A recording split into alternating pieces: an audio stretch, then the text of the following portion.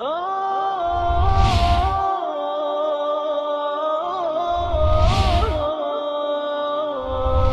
حامل القرآن.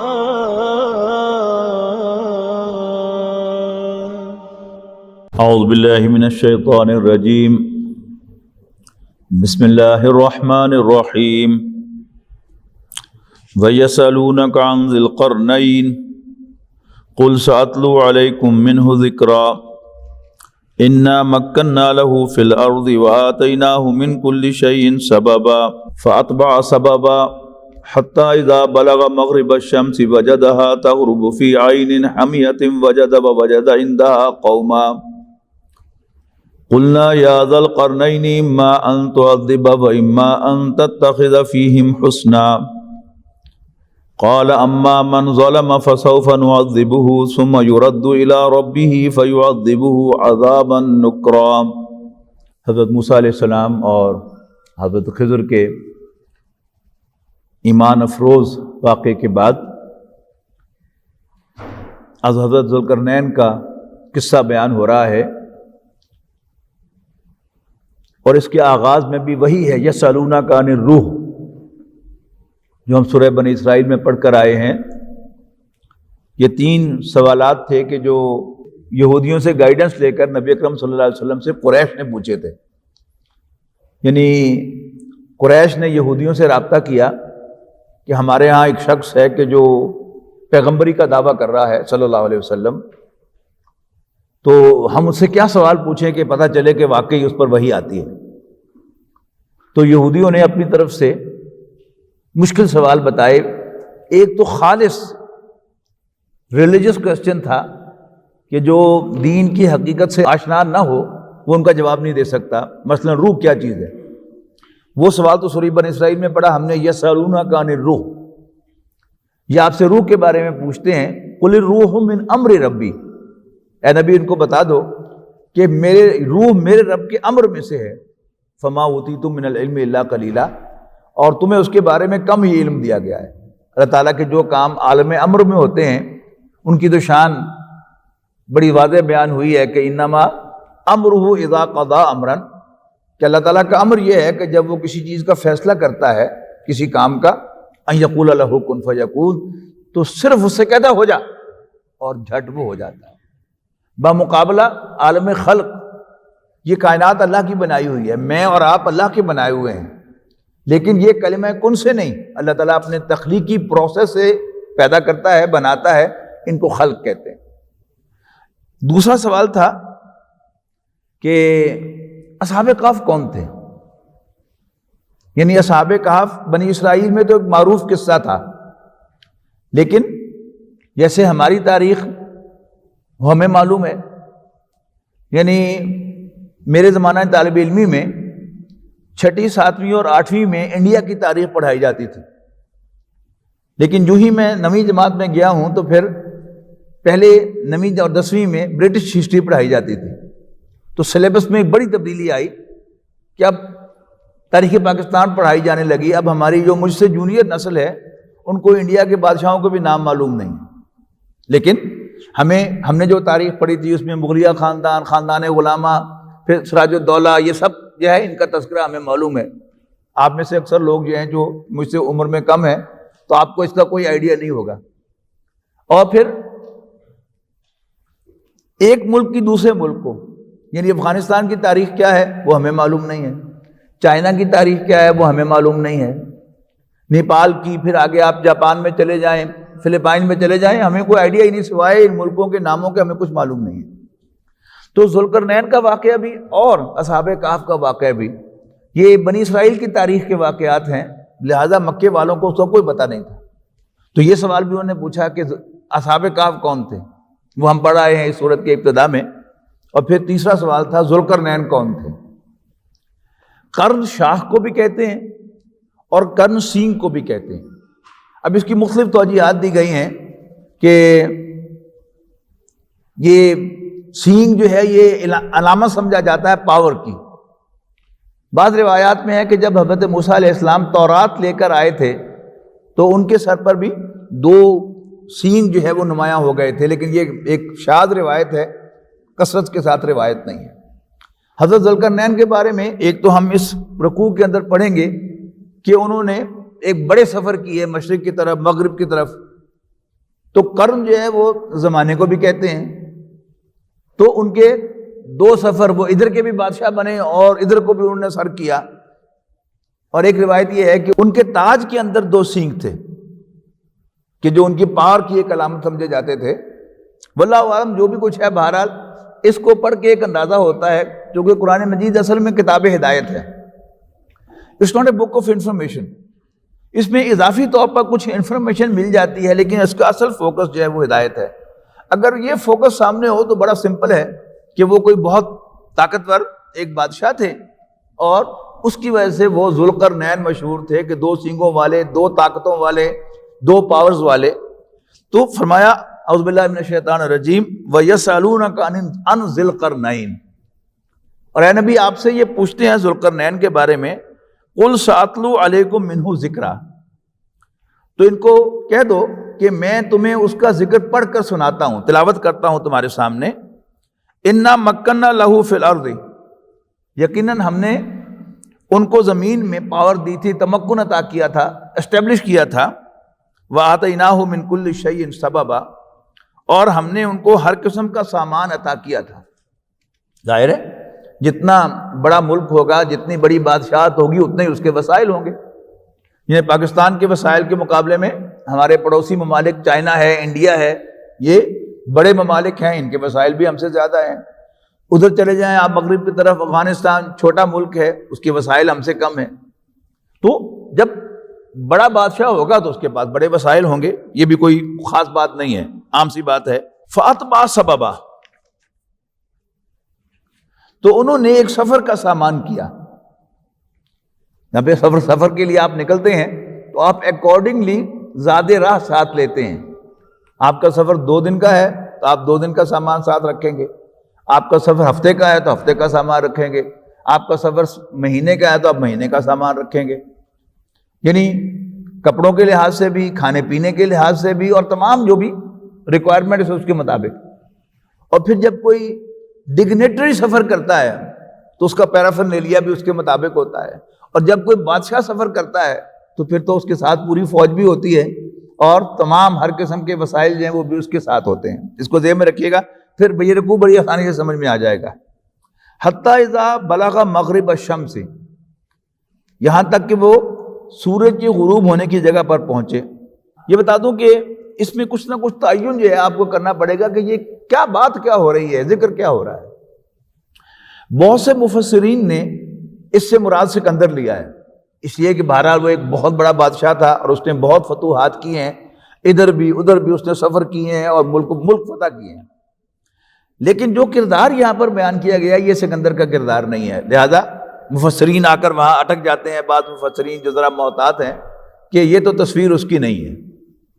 اچھا، دوسرا کیا ہے، ایک دوسری رائے یہ ہے کہ ایران میں ایک بہت بڑے بادشاہ تھے، یہ آپ کو یاد ہوگا کہ رضا شاہ پہلوی نے بیفور ہی واز ریمووڈ تو 2500 سالہ اپنی سلطنت کا جشن منایا تھا۔ یہ وہ تھے کہ خورش کہ جو ایران کی اس سلطنت کے فرما روا تھے، بہت نیک انسان تھے، اور کچھ عجب نہیں کہ اس لیے کہ اس وقت تک نبوت کا سلسلہ جاری تھا۔ حضرت عیسیٰ علیہ السلام سے پہلے کی بات ہوگی نا، یعنی اب 2021 جا رہا ہے تو حضرت عیسیٰ علیہ السلام کو تشریف لے جائے ہوئے 2000 سال سے زائد ہوئے ہیں، اور اس سے بھی کچھ 400-500 سال پہلے کوئی ایک شخصیت تھی، تو عین ممکن ہے کہ ان پر وحی بھی آتی ہو، یا جو جہاں کر کے ہے کہ ہم نے ان کو اختیار دے دیا، اللہ تعالیٰ نے ان کے دل میں یہ بات ڈالی ہو کہ میں ان کے ساتھ یہ معاملہ کروں، تو زیادہ امکان یہی ہے کہ یہ ان کا ہے۔ اچھا، اب ایران سے آپ چلے جائیں مغرب کی طرف سفر کریں تو آپ کہاں جا کر زمین ختم ہوگی؟ وہ بلیک سی پر جا کے ختم ہوگی۔ اب یہاں پڑھیے گا، حتیٰ اذا بلغ مغرب الشمس، یہاں تک کہ وہ سورج کی غروب ہونے کی جگہ تک پہنچے۔ یعنی آپ کراچی جا کر دیکھیں نا، تو آپ ساحل سمندر پر کھڑے ہو جائیں شام کے وقت تو آپ کو ایسا ہی معلوم ہوگا کہ جیسے سمندر کے اندر جا کے سورج ڈوب گیا۔ تو بالکل اس کی تصویر کشی کی گئی ہے کہ یہاں تک کہ انہوں نے پایا اس کو، سورج کو، تغرب فی عین حمیۃ، ایک کیچڑ کی ندی میں، ووجد عندہا قوما، اور اس کے پاس انہوں نے ایک قوم کو پایا. قلنا یا ذوالقرنین، ہم نے کہا اے ذوالقرنین، اما ان تعذب و اما ان تتخذ فیہم حسنا، کہ اے ذوالقرنین، جیسے میں نے کہا نا آپ کے کہ اگر وہ نبی ہوں تو براہ راست اللہ تعالیٰ کی طرف سے وحی آ سکتی ہے. نہیں، وہی نبی نہیں بھی ہیں تو نبی کی وساطت سے ان تک یہ پیغام پہنچایا جا سکتا ہے، یا اللہ تعالیٰ براہ راست ان کے دل میں یہ بات جو ہے وہ ڈال سکتا ہے. وہ بات کیا ڈالی؟ قلنا یا ذوالقرنین، ہم نے کہا ہے ذوالقرنین، اما ان تعذب، تمہیں اختیار ہے کہ تم ان کو عذاب دو، ان کو تکلیف دو، یو پنش دیز پیپل، اور وَإِمَّا أَن تَتَّخِذَ فِيهِمْ حُسْنًا، یا تم ان کے ساتھ کوئی نیکی کا رویہ اختیار کرو. قال، انہوں نے فرمایا حضرت ذوالقرنین نے، اما من ظلم فسوف نعذبہ، ہاں جو ظلم کی روش اختیار کرے گا تو اس کو ہم خوب سزا دیں گے. ثم يرد الى ربہ، پھر وہ اپنے رب کے حضور لوٹایا جائے گا. فیعذبہ عذابا نکرا، تو وہ اس کو بہت برا عذاب مزید دے گا. یعنی اگر کوئی سرکشی اختیار کرے گا، ظلم ڈھائے گا، ظلم کرے گا، تو ہم اس کو سزا دیں گے. اب ظاہر ہے کسی بادشاہ کے لیے جو اپنی فوج کے ساتھ جا رہا ہو، کسی چھوٹی موٹی قوم کو سزا دینا کوئی بڑا مسئلہ نہیں ہے. اور اگر یہ یعنی انسانوں کی طرح رہیں گے اور ویل بیہیو کریں گے تو پھر ہم ان کے ساتھ نیکی والا سلوک کریں گے. اس کو بیان نہیں کیا گیا لیکن انڈرسٹوڈ ہے. وَأَمَّا مَنْ آمَنَ وَعَمِلَ صَالِحًا، ہاں جو ایمان لائے گا اور اچھے عمل کرے گا، فَلَهُ جَزَاءً الْحُسْنَىٰ، اس کے لیے عمدہ بدلہ ہوگا.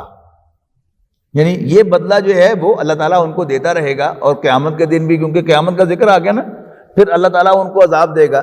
تو ان میں سے جو ایمان والے اور نیک عمل کرنے والے ہوں گے ان کو اللہ تعالیٰ عمدہ بدلہ عطا فرمائے گا. وَسَنَقُولُ لَهُ مِنْ أَمْرِنَا يُسْرًا، اور ہم ان کے ساتھ کسی طرح کی سختی نہیں کریں گے بلکہ ہم ان سے نرم بات کہیں گے. ثُمَّ أَتْبَعَ سَبَبًا، پھر اس نے ایک اور سفر کا سامان باندھا. حَتَّىٰ إِذَا بَلَغَ مَطْلِعَ الشَّمْسِ، یہاں تک کہ وہ سورج کے طلوع ہونے کی جگہ تک پہنچ گیا. اب اگر آپ ایران کو اپنے ذہن میں رکھیں اور دنیا کے نقشے کو اپنے ذہن میں رکھیں تو پاکستان کے مغرب میں ایران ہے، اور اس کے مغرب میں پھر یورپ شروع ہو جائے گا، اور ہوتے ہوتے پھر ریڈ سی پر ہم پہنچے. اب ایک سفر ہے مشرق کی طرف، اس کے بعد ہے یہاں تک کہ وہ سورج کی طلوع کی جگہ پر پہنچ گئے. اس کی وضاحت آئی ہے، وجدہا تطلع علی قوم، اور ذوالقرنین نے پایا سورج کو طلوع ہوتے ہوئے ایک ایسی قوم پر، لم نجعل لہم من دونہا سترا، کہ جن کے لیے ہم نے کوئی سورج سے کوئی اوٹ نہیں رکھی تھی، کوئی پردہ نہیں رکھا تھا. میرا گمان غالب یہ ہے کہ اگر آپ اس ایران کو مرکز مانیں تو اس سے مشرق کی طرف سفر کریں تو بلوچستان سے ہوتے ہوئے آپ کہاں پہنچیں گے؟ دنیا کے گرم ترین علاقے میں پہنچیں گے. جیکب آباد اور اس کی سراؤنڈنگ دنیا کا گرم ترین علاقہ ہے نا. تو ایسا معلوم ہوتا ہے کہ دھوپ ایسے پڑ رہی ہے کہ جیسے دھوپ کے، سورج کے اور وہاں کے رہنے والوں کے درمیان کوئی اوٹ نہیں. یہ بڑی سمپل سی اس کی ایکسپلینیشن ہے، اس میں زیادہ لمبی چوڑی تعویل کرنے کی ضرورت نہیں ہے. کذالک، اصل حقیقت یہی تھی. وقد احطنا بما لدیہ خبرا، اور جو کچھ اس کے پاس تھا اس کو سب کی خبر تھی کہ میرے وسائل کیا ہیں، میں کیا کر سکتا ہوں، کیا نہیں کر سکتا. ایک اچھے رولر کا یہی ہے، یعنی ایک جو پور رولر ہوگا، ایک انکمپیٹنٹ رولر ہوگا، وہ اپنے وسائل سے زیادہ جو ہے وہ بڑھ کر اقدام کر لے گا تو پھر ناکامی کا سامنا کرنا پڑے گا. تو جو کچھ بھی ان کے پاس تھا ان کو پوری خبر تھی. ثم اتبع سببا، اب یہاں کر کوئی خاص جو ہے وہ کام کا ذکر نہیں کیا کہ انہوں نے کیا کیا، کہ وہاں کے رہنے والی آبادی جو تھی وہ سورج کے اور ان کے درمیان کوئی اوٹ نہیں تھی. تو یہاں حضرت ذوالقرنین نے ان کو کوئی صاحبان بنا کر نہیں دیا، بس ایک وزٹ کیا، وہاں تک آئے اس گرم علاقے میں، اور پھر ایک تیسرا سفر اختیار کیا. ثم اتبع سببا، پھر انہوں نے ایک اور سفر کا سامان کیا. حتی اذا بلغ بین السدین، یہاں تک کہ وہ دو دیواروں کے درمیان پہنچے. یہاں ہمارا معلوم ہوتا ہے کہ دو پہاڑ مراد ہیں، اس لیے کہ اس زمانے میں آج سے 2500 سال پہلے یہ بڑے بڑے پہاڑ جو ہیں یہ کیا ہیں؟ یہ دیواریں ہی ہوتی ہیں نا، یعنی ادھر کی آبادی اور ادھر کی آبادی کے درمیان ایک دیوار ہے، پھر ادھر بھی ایک پہاڑ ہے تو ادھر کی آبادی اور ادھر کی آبادی کے درمیان ایک اونچی دیوار ہے.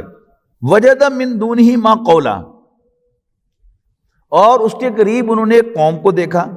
لا یکادون یفقہون قولا، وہ ان کی بات سمجھ نہیں سکتے تھے، یعنی زبان کا بڑا کوئی بنیادی فرق تھا کہ جو بالکل کمیونیکیشن نہیں تھی. قالوا یا ذا القرنین، اب انہوں نے اشارے سے کہا یا پھر کوئی ایسے لوگ کہ جو ادھر آتے جاتے تھے ان کے ساتھ رابطہ کیا، انٹرپریٹر تلاش کیا. یعنی وے دیر از اے ول دیر از اے وے. دنیا میں ہمیشہ یہ کام ہوتے رہے کہ بادشاہوں کے لیے انٹرپریٹر ہائر کرنا یا کوئی اور ذرائع اختیار کرنا یہ کوئی بڑی بات نہیں ہوتی. تو بہرحال انہوں نے کمیونیکیٹ کیا حضرت ذوالقرنین سے.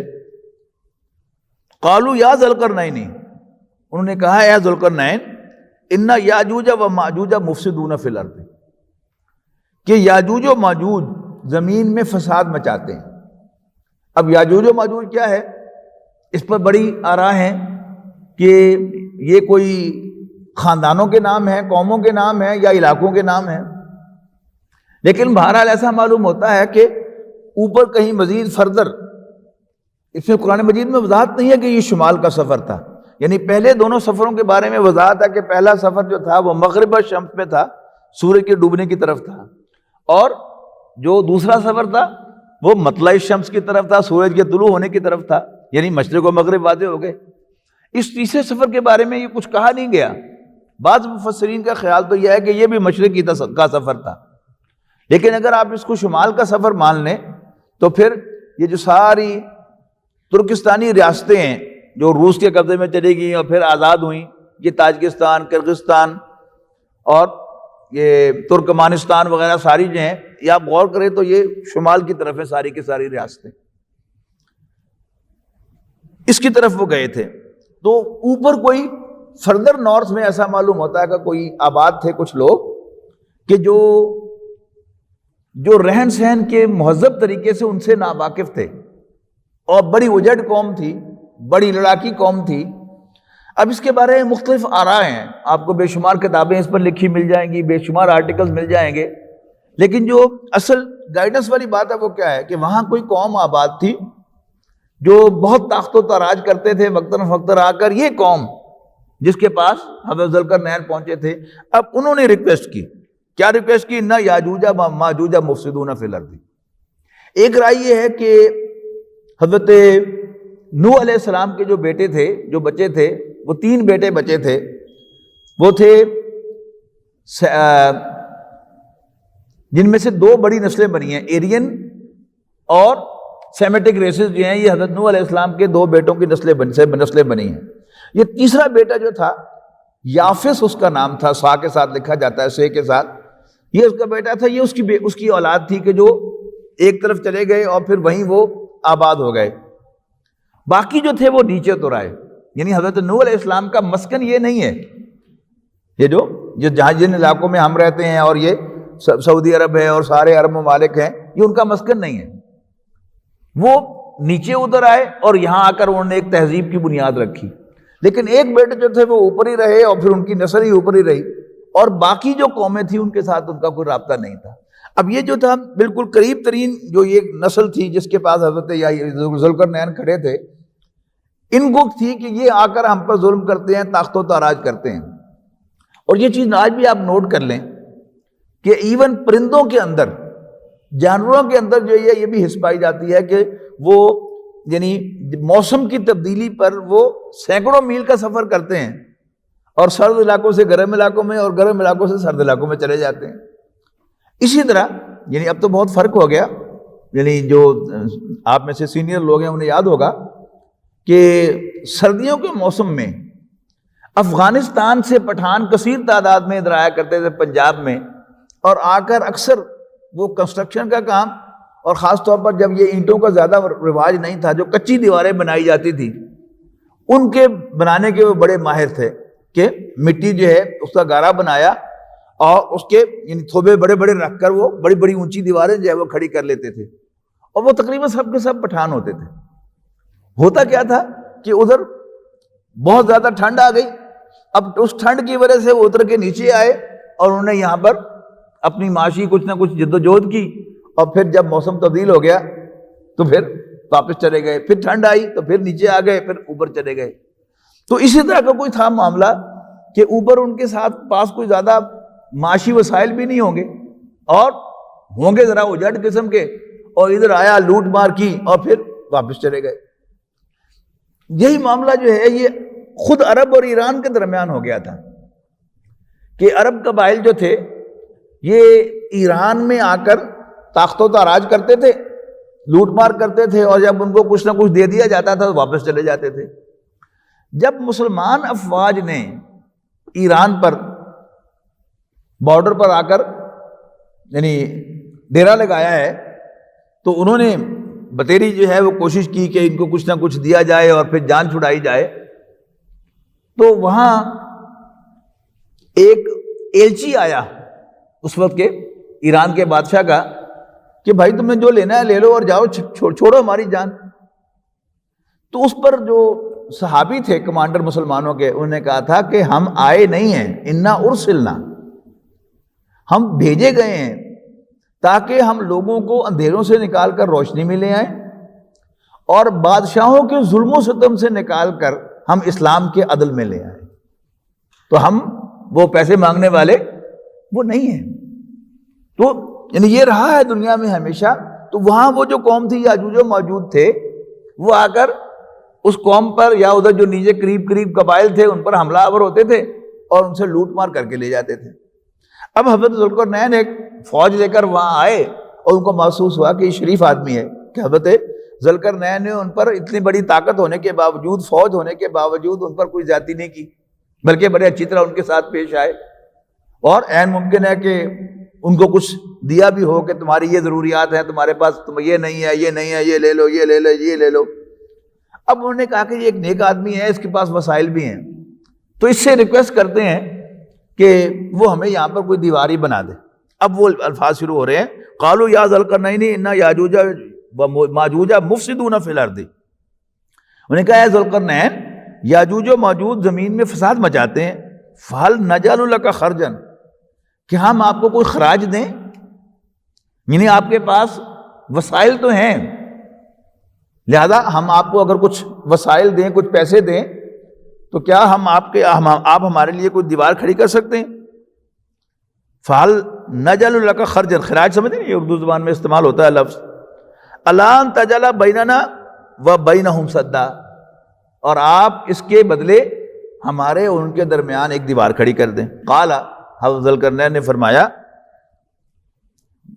ما مکنی فیہ ربی، میرے رب نے مجھے جو کچھ وسائل دیے ہیں، جو مجھے اقتدار دیا ہے، خیرن، بہتر ہے اس سے، یعنی جو تم مجھے پیش کرنا چاہتے ہو پیسے یا کوئی وسائل، اس سے بہتر ہے، بس تم ایک کام کرو، فَاعِنُونِی بِقُوَّةٍ، تم مجھے مین پاور پرووائڈ کر دو۔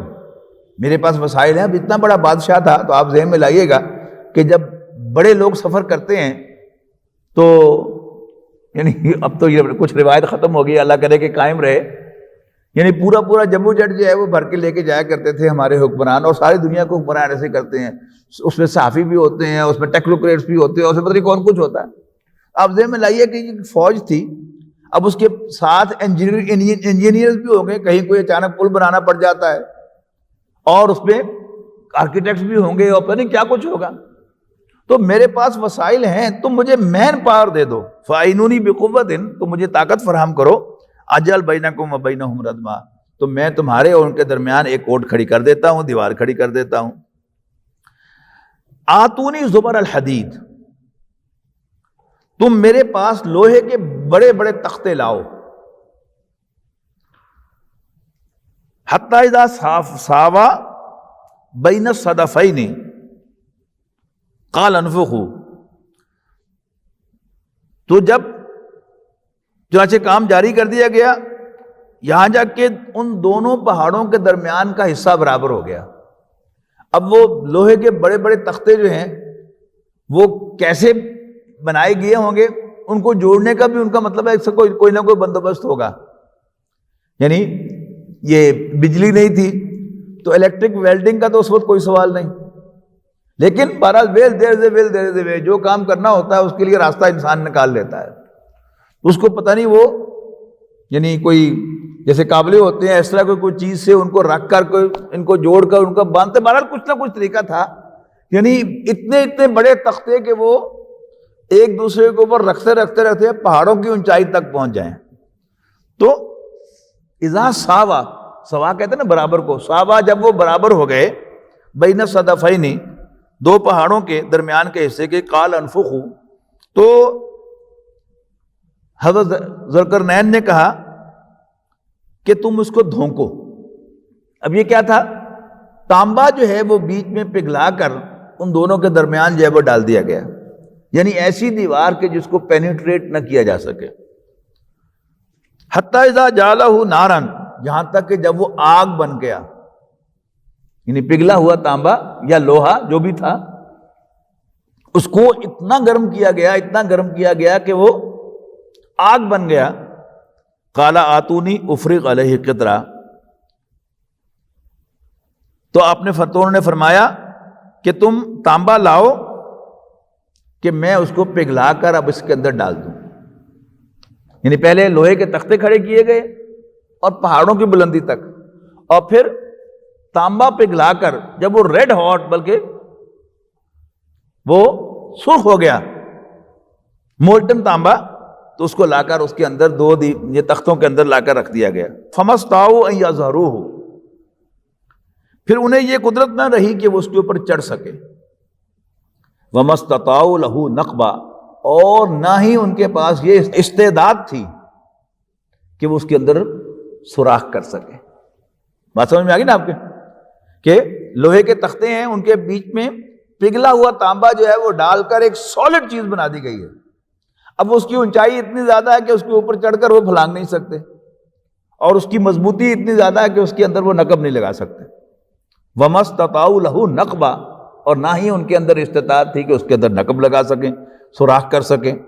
قال ھذا رحمۃ من ربی، تو یہ کمال کرنے کے بعد حضرت ذوالقرنین نے اللہ کا شکر ادا کیا اور اس کو نسبت دی اللہ کی طرف. یہ میرا کوئی کمال نہیں ہے، ھذا رحمۃ من ربی، یہ میرے رب کی مجھ پر ایک مہربانی ہے. فاذا جاء وعد ربی جعلہ دکا، اور جب میرے رب کے وعدے کا وقت آئے گا، آپ سمجھ گئے وعدہ کون سا ہے؟ قیامت سے پہلے کیا ہوگا؟ جعلہ دکا، اللہ تعالیٰ اس دیوار کو پدرا کر دے گا، دیوار کا وجود ختم ہو جائے گا. وَكَانَ وَعْدُ رَبِّي حَقًّا، اور میرے رب کا وعدہ سچا ہے، پورا ہونے والا ہے. وَتَرَكْنَا بَعْضَهُمْ يَوْمَئِذٍ يَمُوجُ فِي بَعْضٍ، اور ہم چھوڑ دیں گے کہ یہ زمین میں پھیل جائیں، یاجوج و ماجوج زمین میں پھیل جائیں اور ایک دوسرے کے اندر گھس جائیں. یموج فی بعض، ایک دوسرے کے اندر گھس جائیں. وَنُفِخَ فِي الصُّورِ، اور پھر سور پھونکا جائے گا، یعنی وہ جو حضرت اسرافیل علیہ السلام بگل بجائیں گے جس سے اس کائنات کا سارا نظام درم برم ہو جائے گا.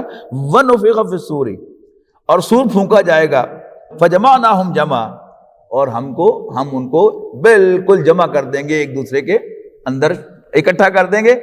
اور کیا ہوگا؟ یہ قیامت قائم ہو جائے گی اور پوری نوع انسانی جو ہے وہ سب کے سب لوگ جو ہیں اللہ کے حضور حاضر ہوں گے.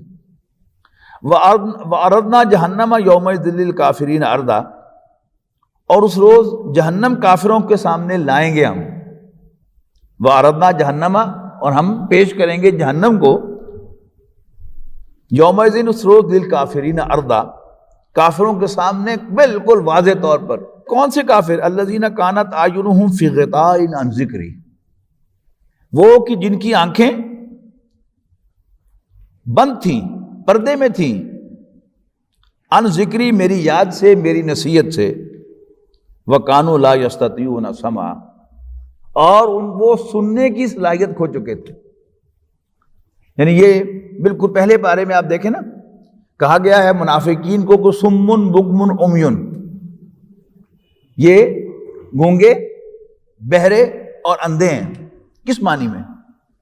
یعنی یہ آنکھیں ان کی اندھی نہیں تھی، یہ کان ان کے بہرے نہیں تھے، اور یہ زبان ان کی گونگی نہیں تھی، وہ سنتے تھے، بولتے تھے اور دیکھتے تھے، لیکن چونکہ ہدایت سے وہ منہ موڑتے تھے، ایز اف وہ گونگے اور بہرے اور اندھے ہیں۔ یعنی نبی اکرم صلی اللہ علیہ وسلم کیوں تشریف لائے تھے؟ لوگوں کو راستہ دکھانے کے لیے، اور راستہ جو ہے انسان آنکھوں سے دیکھتا ہے، اور آپ کہہ رہے ہیں کہ ہاں بھی آجا آجا آجا، لیکن اندھا آدمی جو ہے وہ تو دیکھ نہیں سکتا راستے کو، وہ کیسے آئے گا؟ تو منافقین پر وہاں کہا گیا کہ یہ گونگے، بہرے اور اندھے ہیں، اور حقیقت میں جتنے بھی لوگ اللہ تعالیٰ کی رہنمائی سے، اللہ تعالیٰ کی ہدایت سے، اللہ تعالیٰ کی بھیجی ہوئی ڈائریکشن سے منہ موڑتے ہیں اور صرف نظر کرتے ہیں، وہ سب کیا ہیں؟ وہ اسی حکم کے اندر آتے ہیں۔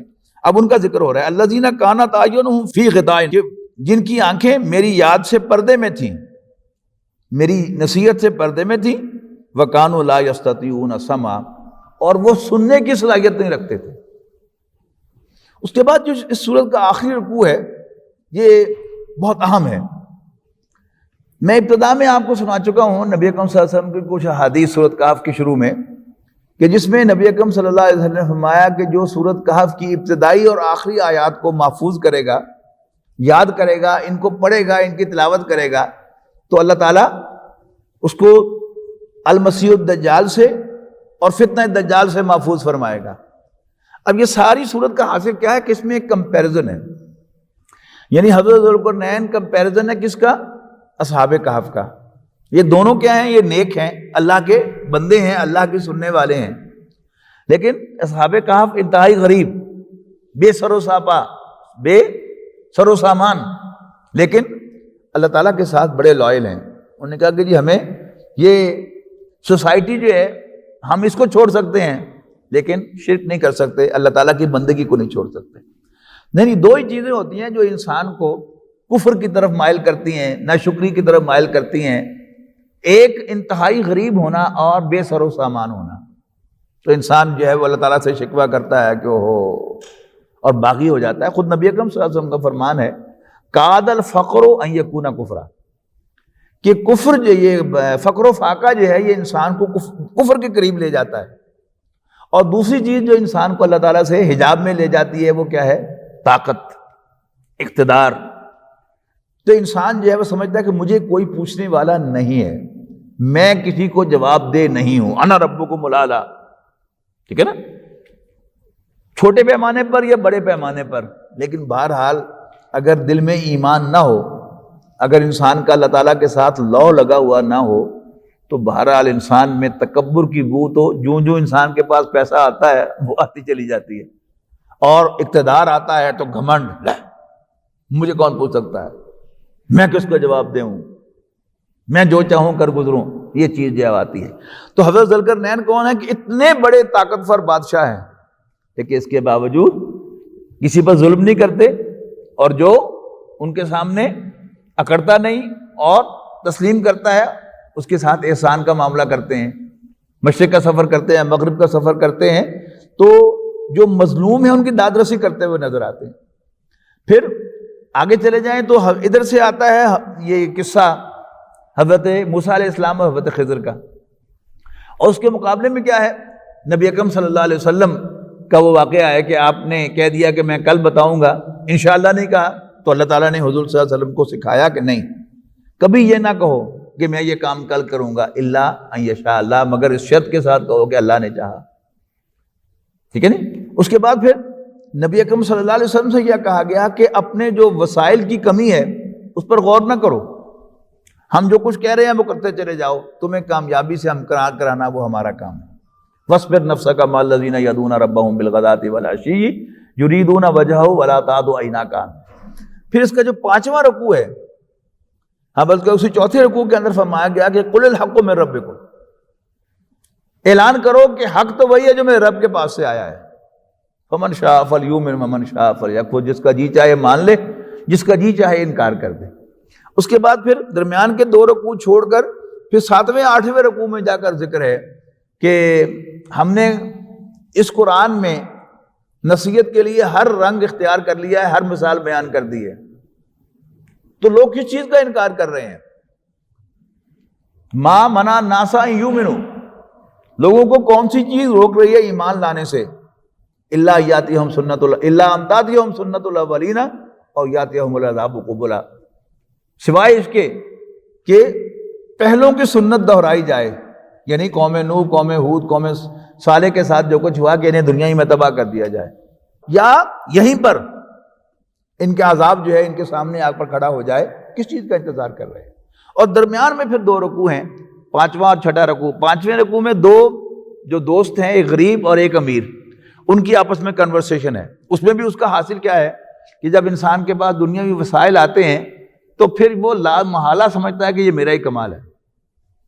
قارون نے بھی یہی کیا، اور وہ امیر آدمی بھی یہی کہتا ہے کہ میں نہیں سمجھتا کہ میرا سب کچھ کبھی تباہ ہوگا، اور میں نہیں سمجھتا کہ قیامت شیامت آئے گی۔ تم کہتے ہو مولوی لوگ کہ جی قیامت آئے گی، اررددت الی ربی، اگر میں اپنے رب کے حضور لوٹایا بھی گیا، لاجدن خیرا منہا منقلبا، تو میں اس سے بہتر جگہ پر لوٹایا جاؤں گا، اس سے کمتر نہیں۔ آفٹر آل میرے اندر کوئی گٹس ہے نا، جس کی بنیاد پر مجھے آج نوازا گیا ہے، یہی گٹس جو ہیں وہ کل کو بھی ظاہر ہوں گے۔ تو اس پر یہ اختتام ہے۔ آخری جو رکوع جو ہے وہ پہلے رکوع میں جو کہا گیا تھا کہ انا جعلنا ما علی الارض زینۃ لہا لنبلوہم ایہم احسن عملا، کہ زمین پر جو کچھ ہے ہم نے انسانوں کے لیے بڑا پرکشش بنایا ہے تاکہ ہم انہیں آزمائیں کہ ان میں سے اچھا عمل کرنے والا کون ہے۔ اب یہ آخری جو 10 آیات ہیں، 9 آیات ہیں آخری رکوع کی، یہ وہ کنکلوڈنگ ہے۔ اس کو انشاءاللہ ہم پڑھیں گے تو بات اور واضح ہو جائے گی کہ دنیا اور آخرت کا موازنہ جو قرآن مجید کے پورے قرآن مجید کا ایک مرکزی تھیم ہے، اس پر ایک بڑی طائرانہ نظر جو ہے اس رکوع میں آئے گی کہ وہ لوگ کہ جو دنیا پر ریجھ جاتے ہیں ان کا کیا حال ہوتا ہے، اور جو ایمان رکھتے ہیں اپنے دل میں اور اچھے عمل کرتے ہیں ان کو اللہ تعالیٰ کیسے نوازتا ہے۔ بارک اللہ لی ولکم فی القرآن العظیم ونفعنی وإیاکم بالآیات والذکر الحکیم۔